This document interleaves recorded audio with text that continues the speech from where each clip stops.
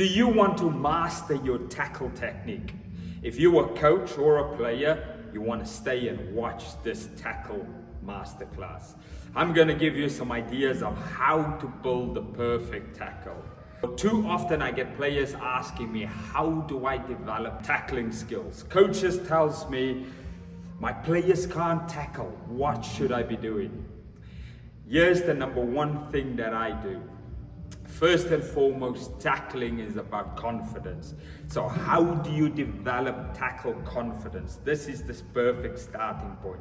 If we can accelerate the level of confidence players have, the tackle becomes better. Now, if I build the perfect tackle session, I start with what I call confidence builders. This is a variation of body awareness drills. It is jumping and climbing over people. It's doing flips and reverse flips. It's all about developing body awareness. I like the idea of using bear crawl tackle competition drills. Is where you're in a bear crawl position and the tackler has to put his shoulder in and fight for his grip or her grip. It's bag wrestling drills, constantly wrestling and competing against other, whether I'm using the big ball or sausage. I'm constantly building ideas where people have to develop this level of body awareness. We climb the tree, 360 climbs around people.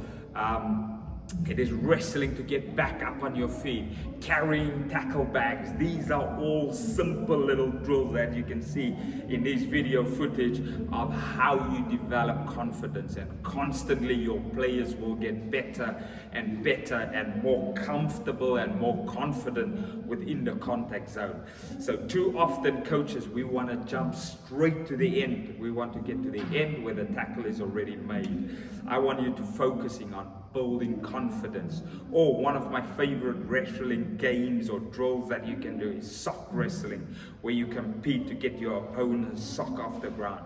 This is fun, it's exciting, especially young players, they love this, but there's no reason you can't bring some joy into your session when you coach adults. So coaches, players, you've already got a range of ideas of what you can do to constantly accelerate confidence. Now, like I said, confidence is the number one starting point. We have to start from building confidence to be able to get into the tackle zone. And once we've gone through the variety of wrestling drills, we're adding some more competition. It might be a 2v1 for ball resilience drills. Okay, this is where the ball carrier hold the ball and two support players or a single support player fight to get the ball off.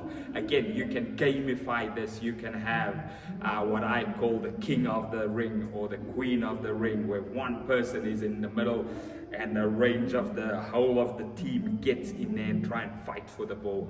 Again, like I said right at the start, it's all about building confidence. The more confident your players are, the easier it becomes in the actual tackle zone. So remember, what we're doing here is building the foundation to get into contact. As your players become more confident and comfortable within this area, this is where we start taking it to the next step. And as we progress into the next part, we start introducing the tackle. So a variety that I might use, I might put on boxing gloves with my players. I might do some height drops, hitting the pad.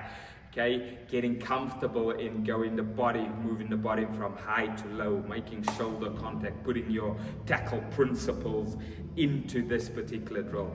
Now, if you want to take this tackling skills to the next level, you might want to jump into my tackle masterclass that I'll be rolling out soon. But here you've got a first start.